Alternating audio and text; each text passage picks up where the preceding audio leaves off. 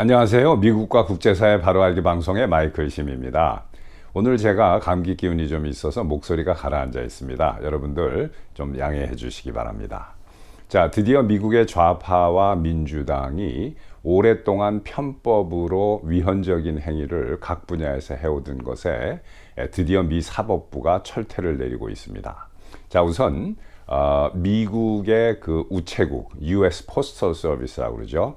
여기에서 종교적인 이유로 근무하는 것을 일요일 날 근무하는 것을 거부하던 사람이 연방 대법원에 그 소송을 해서 그 우체국을 상대로 승리를 했습니다. 그리고 affirmative action이 위헌 판정이 내려졌습니다.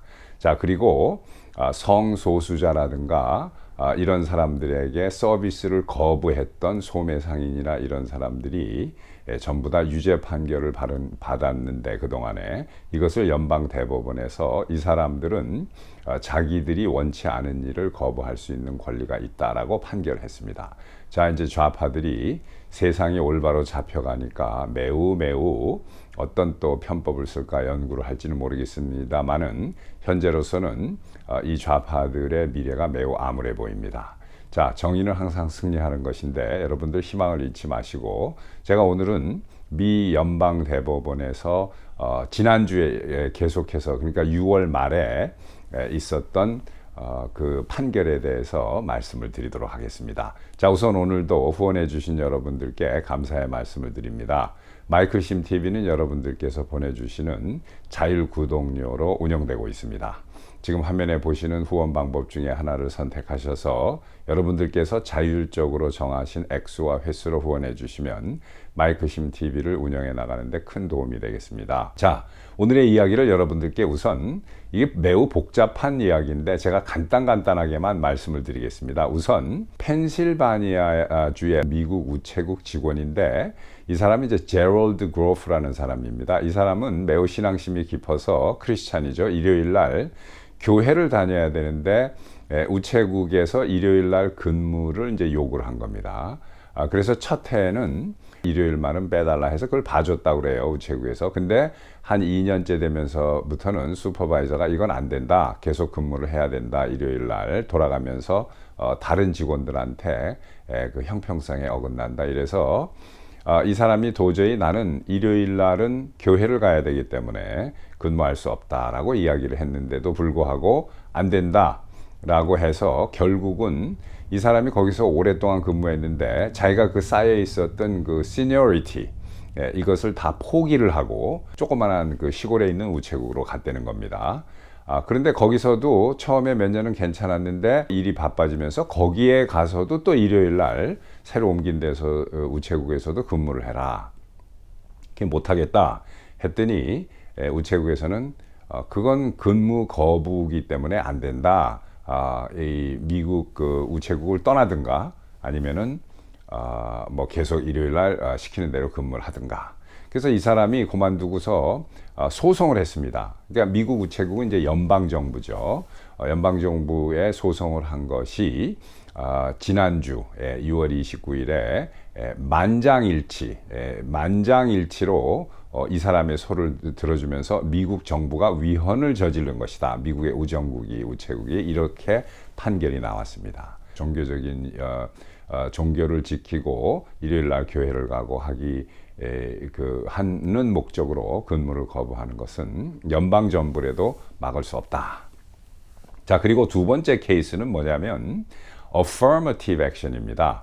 여러분들 이 affirmative action이라는 것은 1960년대에 존슨 대통령 그 행정부에서 만든 거예요. 이 존슨 대통령은 이제 중도 좌파로서 약간 온건한 민주당 쪽에 속하는 분이었는데, 이 법이 나온 게 1960년대니까 그때 당시에는 이러한 법이 사실 필요했을 것이라고 저도 생각을 합니다. 왜 그러냐면은 남부에 가면은 남부의 많은 주가 헌법으로 흑인을 정식으로 차별할 수 있는 헌법을 가지고 있었던 인종차별이 극심했던 미국 사회였습니다.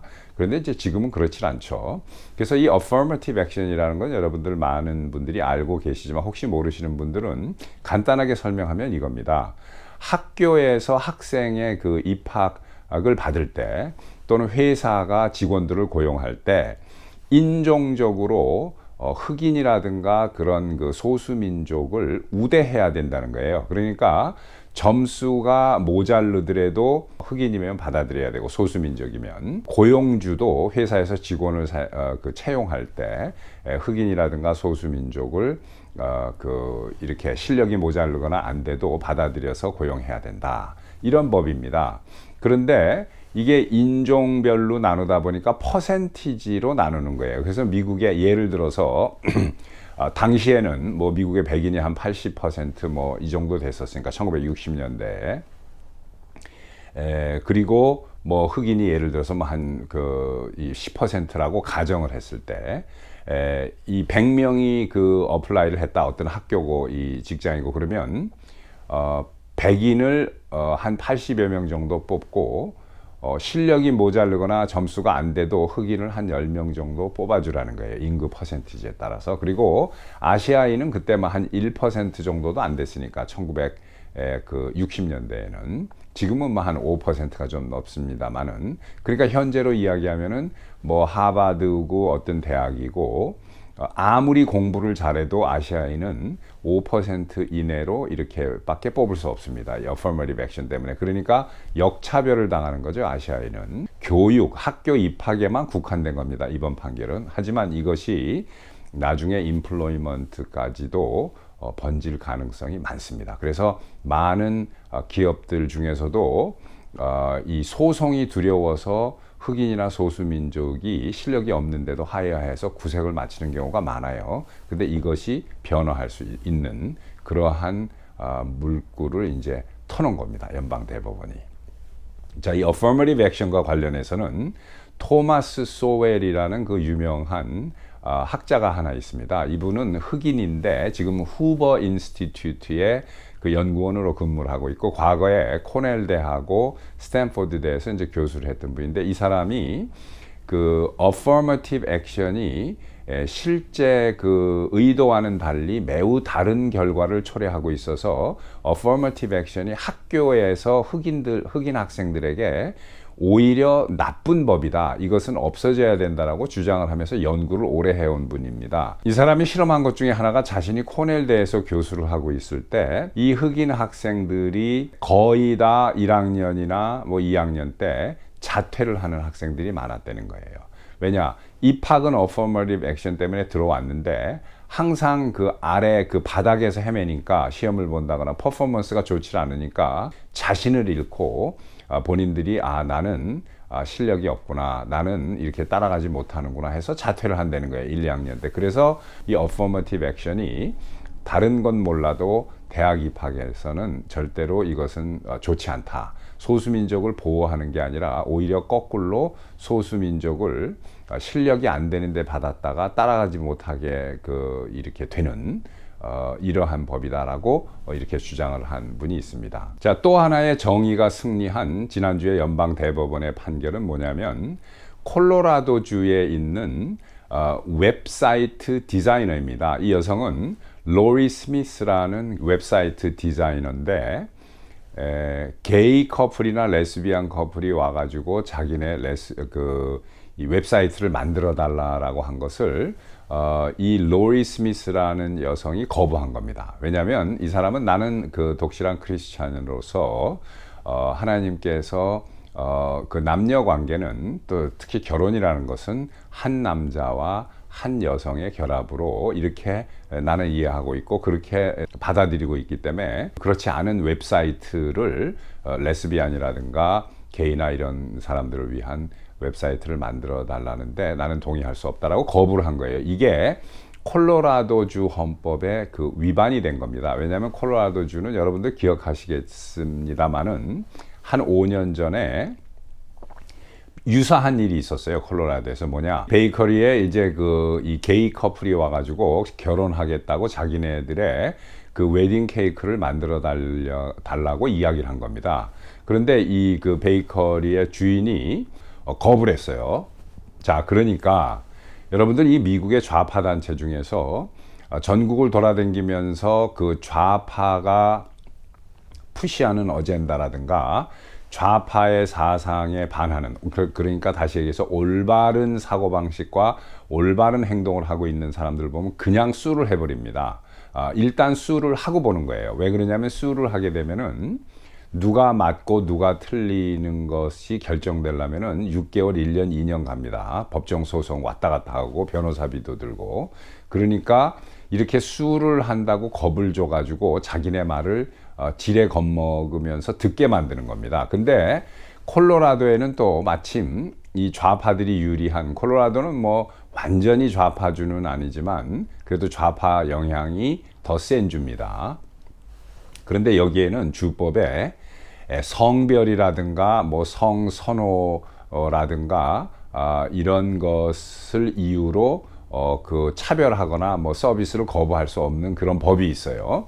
그러니까 이 베이커를, 빵집 주인을 자기네들이 게이라는 이유로 그 케이크 만드는 걸 거부했다라고 콜로라도 주 헌법 위반이다 하고 수를 해가지고 이 게이들이 이기고 이 사람이 졌습니다. 콜로라도 대법원까지 올라가서도 다 졌어요. 그러니까 이 사람이 어떻게 했냐면, 참 이 사람에게도 제가 찬사를 보냅니다.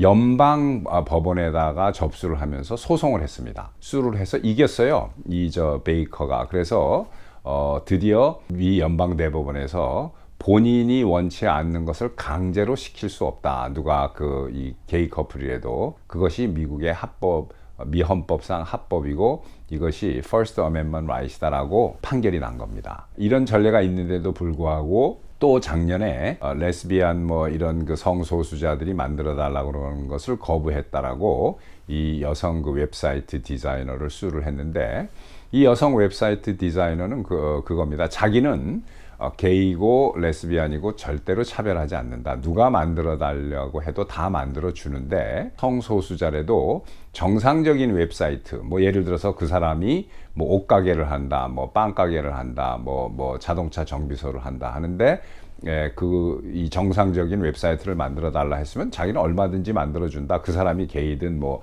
레스비안이든. 근데 웹사이트에 그 올라가는 내용 자체가 LGBTQ를 찬양하는 내용인데, 그것은 내가 믿는 하나님, 이 사람은 크리스찬입니다, 의 뜻에 반하는 내용이기 때문에 그것을 거부한 것이다 라고 해서 이 사람도 콜로라도에서 졌는데 끝까지 연방대법원에 올라가서 지난주에 승리를 한 겁니다.